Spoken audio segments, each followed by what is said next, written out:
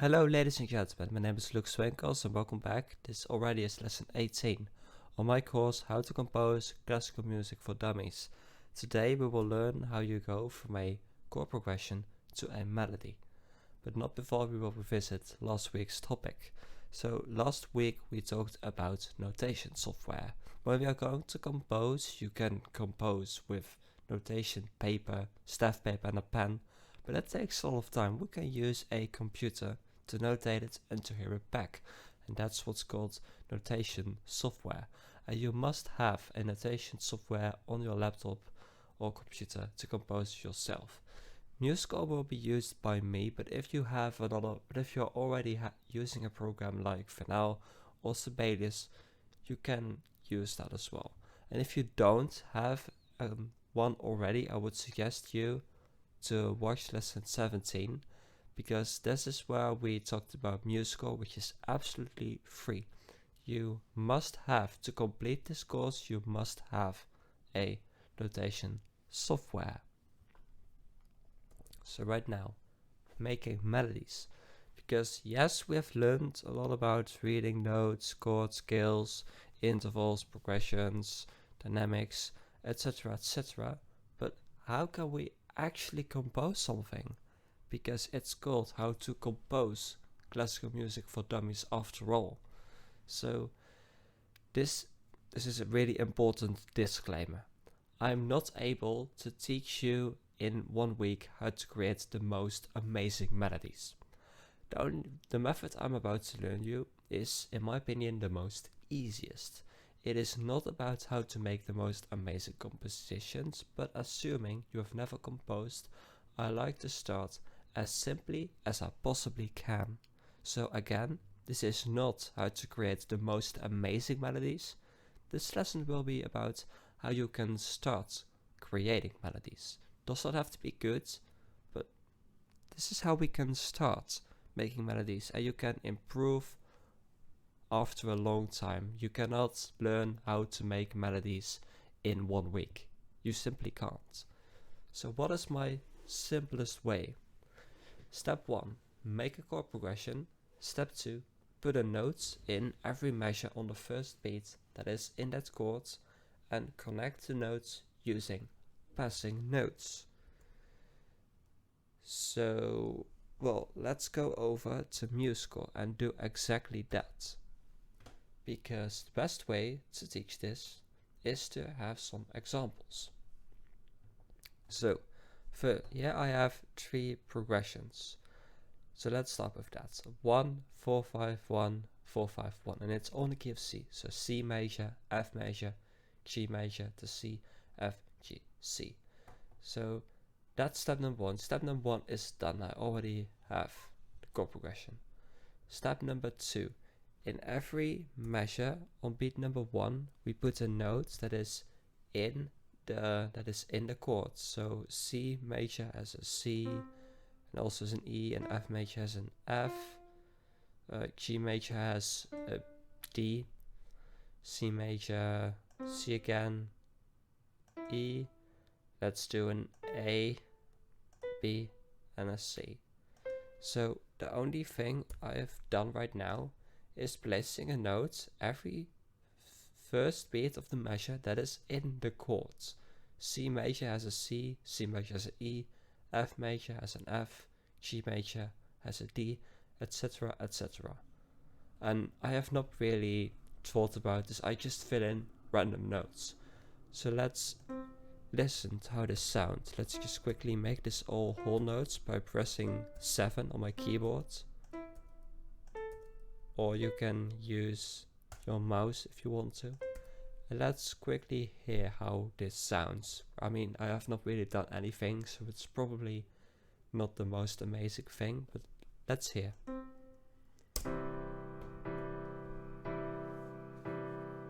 F to D, C, E to A, and B, C. So now what I'm going to do, let's quickly get this back to all 8 notes. Now we are using passing notes. So I'm going to towards that E. How do I get to that E? Maybe like so. Let's listen how this sounds. And these passing notes do not have to be in the chords. D is not part of the C major chord, but that's alright. It does not matter. The passing notes do not really matter, as long as the first measure is most of the time within the chord. And I think in almost all my composition that is the case. I mean, except when there are some like extensions or like 7th voicings, which I can probably talk about it another time. But this is just getting things really simple. So let's listen. That sounds and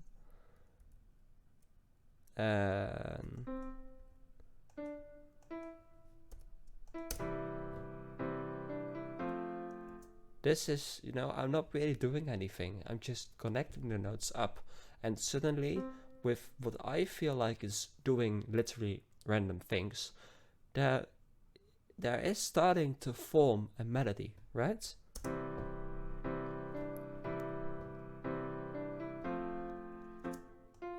Bum, ba, ba, bum, ba, da, da, dum. And that can be a whole note.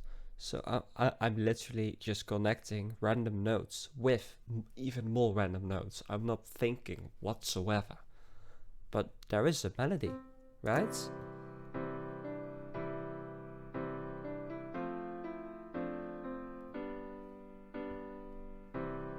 Let's do the same thing. Ctrl C, Ctrl V.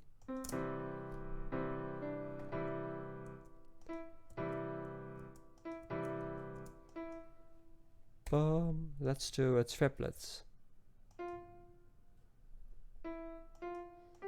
And a triplet I do by selecting the rest and press Alt 3, by the way. Let's see how this sounds.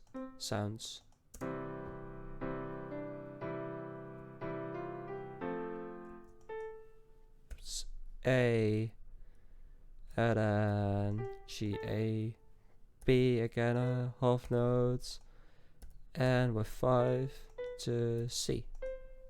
And so here I got my melody.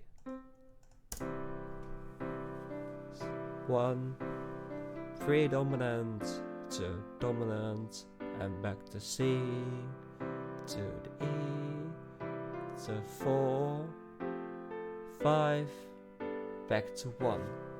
So picking a progression, writing those chords down, but at every first bit of the measure a note that is within that specific chords, and just connecting them up with what we call passing notes. And those passing notes can be random notes. If you pick diatonic notes, as I did in this example, I mean, it's not the best melody I've ever made, but it is one. So again, and I've said this probably 2 times already, but I want this to be really clear, this is not about how to make the most brilliant melodies, but this course is made for dummies, so I do not really think you all have composed something yet, so this is a really easy way to start. So let's do this once more. I have a 1, 5, 6, 4 progression, which we have also done with ear training. 1 to 5, 6, and a 4, and then back to 1, and 5, to 6, 4, back to 1. So let's do the exact same thing. Let's do a C, and so that's a pretty big gap. I don't think that's a good idea. So let's make this a G, A, and then a C, and C again, and then maybe a D, E, A, and C. Just random notes.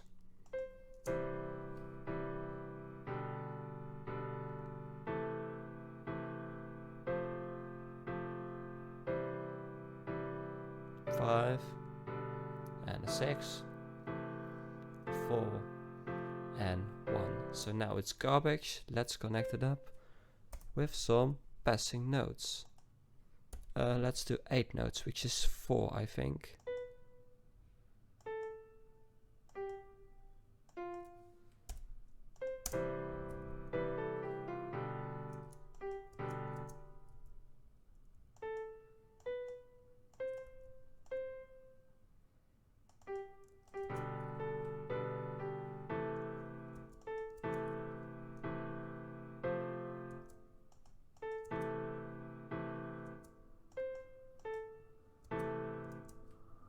One, two, three, 4. 1, 2, 3. Da da da da. 1, 2. I think that's a triplet, which again is alt 3. Let's switch it up to E. Sometimes you just have a plan, but you don't really stick to it all the time. I think E is better, which is all personal.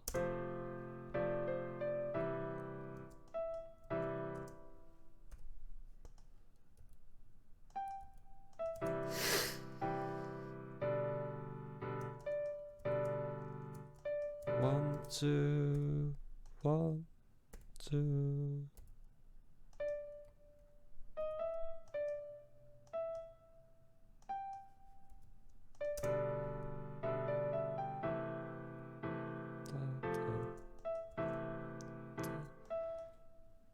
One, two. I'm in the triplet mood today.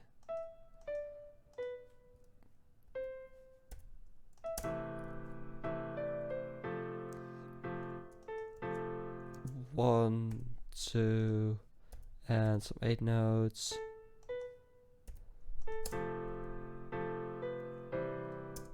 Now, here you see from G to B is really a long thing, and you can make sometimes just a really big gap can work. You can make it like this as well if you don't like this gap.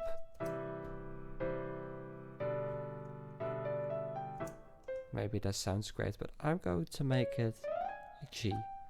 So in my opinion, I did absolutely nothing.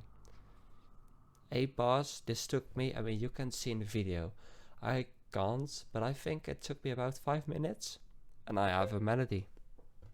It's not the best I ever created, but it is one.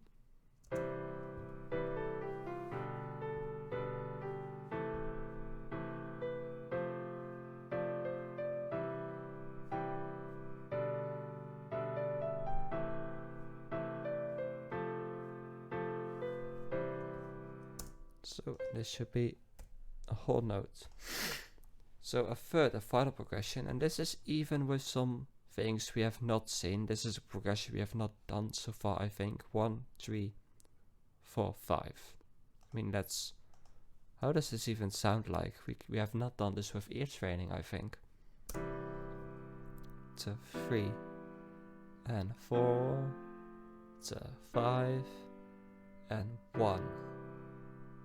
3, 4, 5 and back to 1. So let's do again the exact same thing. I like to start with C. You usually start with note that is in the tonality. You know what? Let's just screw that. Let's just don't do that. I already started 2 times with a C. Let's now start with an E. Or let's make it a G. And then C, D, E, B, A, B, C. Just some random notes. Let's listen. Ba ba da da da, ba da da, ba da da bum, ba da dum, ba da dum. Yeah, that probably will work. And then I apologize. E, F, G, E, F, G. 1, 2, and then with some 8 notes down. Just connecting them up. Bum, bum, bum.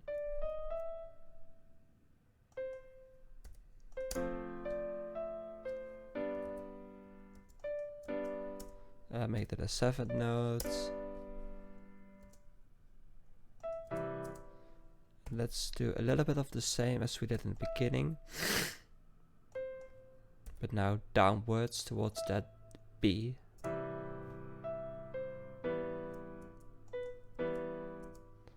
Bum.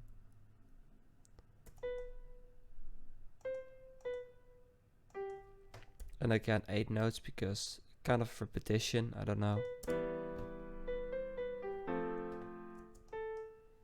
Bum. 1.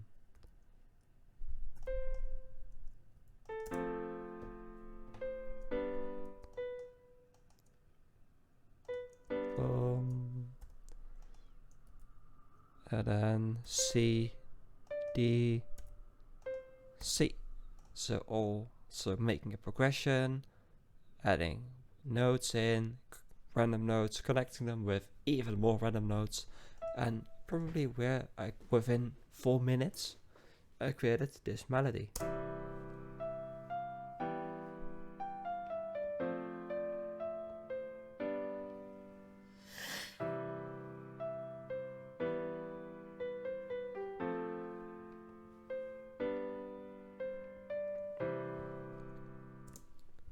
Now, we can also do the opposite from melody to a progression.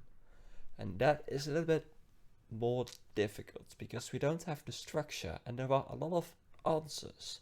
But if you have a melody that is diatonic, the best thing is to just use 1, 4, 5, and 6. Those chords. Those chords always work. And in this case it's just a major scale. How do we harmonize the major scale?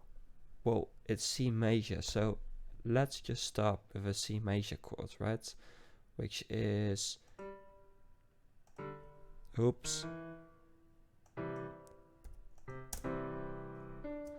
Now, the D, is that in which chord is that from 1, 4, 5, and 6? Well, it is in the 5 chords, because 5 chord, that is G major, G, B, D. Yeah, wait, yeah, so that works. So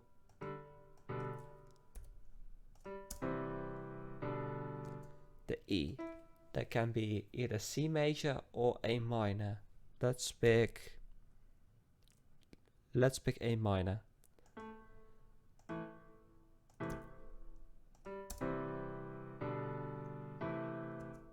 And F, which is only an F major.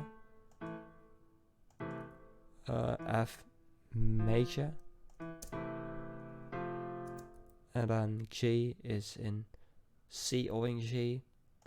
There's not really good or wrong answer. Let's do it in C. And then F major. And then in G major. And in C. Let's listen. 1, 4, 5, 1. So now I have harmonized the C major scale. If you have a melody or head, most of the time, my voice is really bad today. I really apologize. But most of the time, you can just use 1, 4, 5, and 6 chords.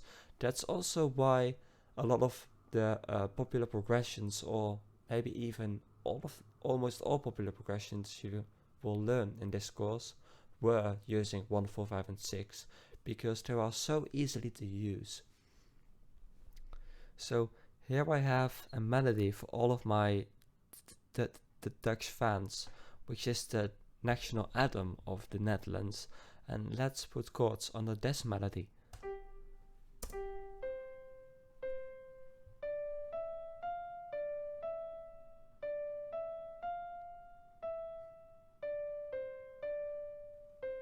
So first thing you look for is key.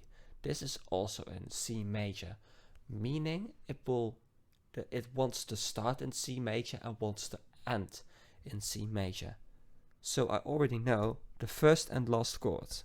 It really is that easy. So C major, C major. Bam. That's correct, right? You can just check it. It wants to get back to our tonal center, which is C major. Now for the next.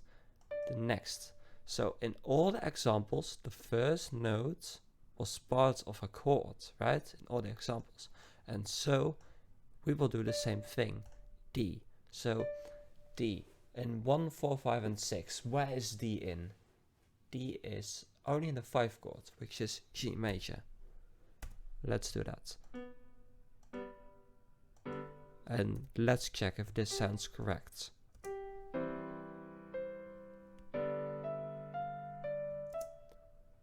Now E, that can go to E minor or C major. I mean, let's first check A minor.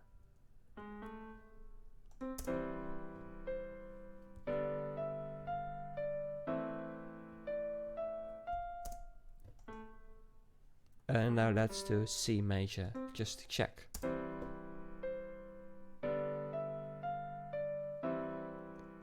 I like C major better. F, that is only an F major, so let's make that chord.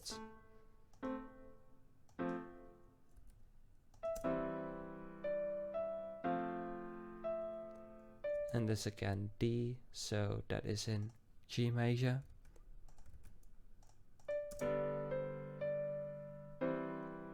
Now I'm going to add another chord, because this D sounds not really as part of C at all.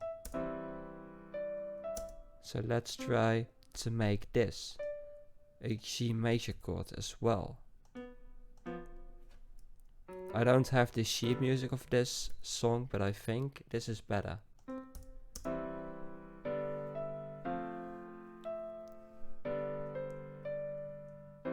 Or let's even make this a C major right now, even another chord.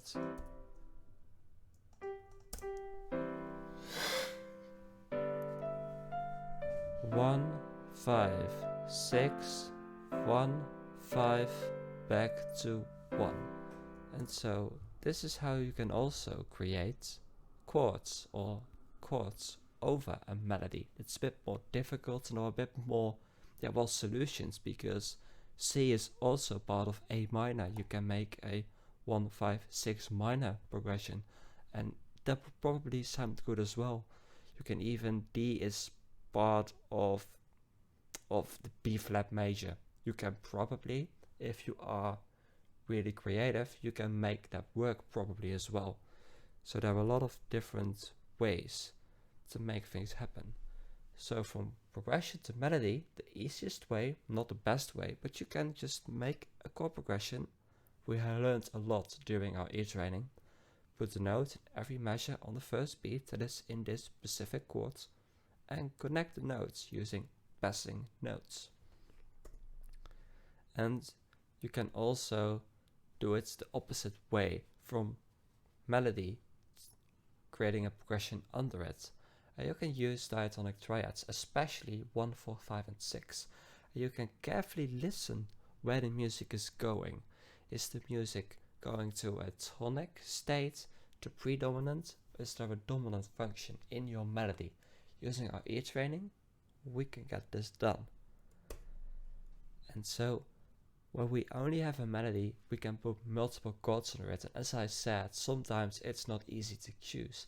With a music notation software, you can just try both, or all 3, or all 4 different options. And you can just listen and think for yourself what does sound best. So, making a great melody is not easy whatsoever. The best thing you can do is making a lot of easy melodies first. just as I did in this lesson. At the end of the course, you will compose something yourself. So this is the most excellent opportunity to practice.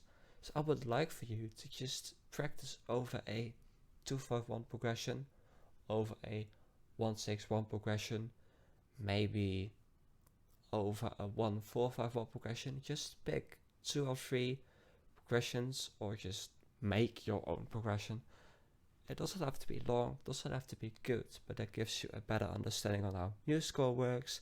You are practicing, and that makes you totally ready for when we are going to start working on our first composition. So I would invite you to practice yourself, just a little bit. And that's also some homework. I'm not going to check if you have done your homework, it's all up to you. But try to make an 8 measure long piece, it's not really a piece, using diatonic triads. Make just a simple melody. And voice leading, that is something I have skipped out of the lesson because that is a bit too difficult. So good voice leading, just don't care, that doesn't matter whatsoever. Don't be afraid to make mistakes, because I personally learned the most valuable things from making mistakes. If you make a mistake, think about, why does this sound bad? How can I improve from here? Because no one can learn how to create the most amazing melodies in one day. Nobody can, you cannot, you can't. So making mistakes is actually a good thing to learn. Today we learned how we can start making melodies.